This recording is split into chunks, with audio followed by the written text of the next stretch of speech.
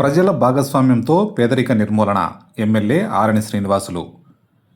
ప్రజల భాగస్వామ్యంతో పేదరికాన్ని నిర్మూలించి అందరికీ సమాన అవకాశాలు కల్పించడమే లక్ష్యంగా P4ను ఎన్డీఏ కూటమి ప్రభుత్వం అమలు చేస్తోందని తిరుపతి ఎమ్మెల్యే ఆరణి శ్రీనివాసులు తెలిపారు. బంగారు కుటుంబాలకు తాత్కాలిక లబ్ధి కాకుండా వారిలో దీర్ఘకాలిక మార్పు తీసుకువచ్చేందుకు ప్రభుత్వం కృషి చేస్తున్నట్లు ఆయన తెలిపారు. Tirupati MRPalli urban public health సెంటర్లో IMA ఆధ్వర్యంలో ఏర్పాటు చేసిన బంగారు కుటుంబాల హెల్త్ క్యాంపును ఎమ్మెల్యే శ్రీనివాసులు, కమిషనర్ మౌర్య ప్రారంభించారు. ఈ సందర్భంగా నగరంలోని 2116 మందికి వైద్యం అందించేందుకు ముందుకు రావడం సంతోషకరమని ఎమ్మెల్యే ఆరణి శ్రీనివాసులు తెలిపారు. 2047కి పేదరిక నిర్మూలన లక్ష్యంగా ముఖ్యమంత్రి చంద్రబాబు నాయుడు, ఉప ముఖ్యమంత్రి పవన్ కళ్యాణ్, యువ నాయకులు, రాష్ట్ర విద్యాశాఖ మంత్రి నారా లోకేష్లు కృషి చేస్తున్నారని ఎమ్మెల్యే తెలిపారు. 6 మందిని తీసుకోవడం జరిగింది. తిరుపతి నియోజకవర్గంలో 6450 మందిని ఇప్పటి వరకు తీసుకోవడం జరిగింది. ఇంకా కూడా బంగారు కుటుంబాలు, పేదవాళ్ళు ఎవరైనా ఉంటే వాళ్ళని కూడా ఐడెంటిఫై చేసి తీసుకునే నిరంతర కార్యక్రమం ఇది కొనసాగుతుంది.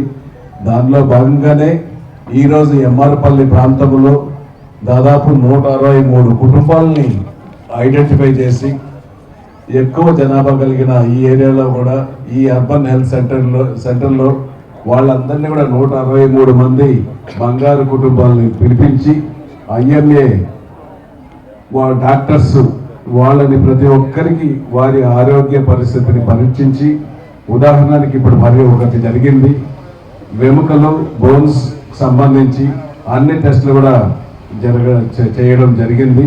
ఈ విధంగా మీకు ఆరోగ్య సమస్యలు ఏదైనా ఉంటే కూడా ప్రతి ఒక్కటి కూడా మన IMA doctors, Indian medical association వాళ్ళ డాక్టర్స్ పరిధిలో ఆరోగ్య పరిరక్షణ మిగతా ఏదైనా కార్యక్రమాలు ఉన్నా కూడా గౌరవ యువ నాయకులు నారా లోకేష్ గారి వాళ్ళ ఆలోచన విధానంతో ఈ యొక్క P4 కార్యక్రమాన్ని రాష్ట్రంలో మనం అమలు చేయడం జరిగింది.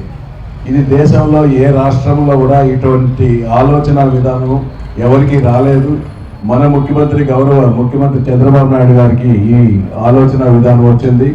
అందులో భాగంగానే మన రాష్ట్ర వ్యాప్తంగా ఈ పేదరికంలో ఉన్న కుటుంబాలన్నింటినీ కూడా గుర్తించి వారికి మార్గదర్శకులుగా రకరకాల ఇప్పుడు IMA డాక్టర్స్ 2116 మంది తీసుకున్నారు.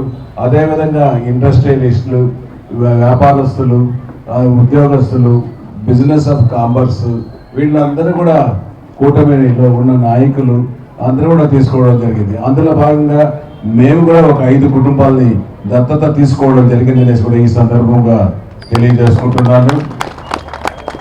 వారికి కావాల్సిన చదువులకైతేనేమి, ఆరోగ్య పరిస్థితి ఏదొచ్చినా కూడా కానీ ఖచ్చితంగా కూడా ఈ 6400 మంది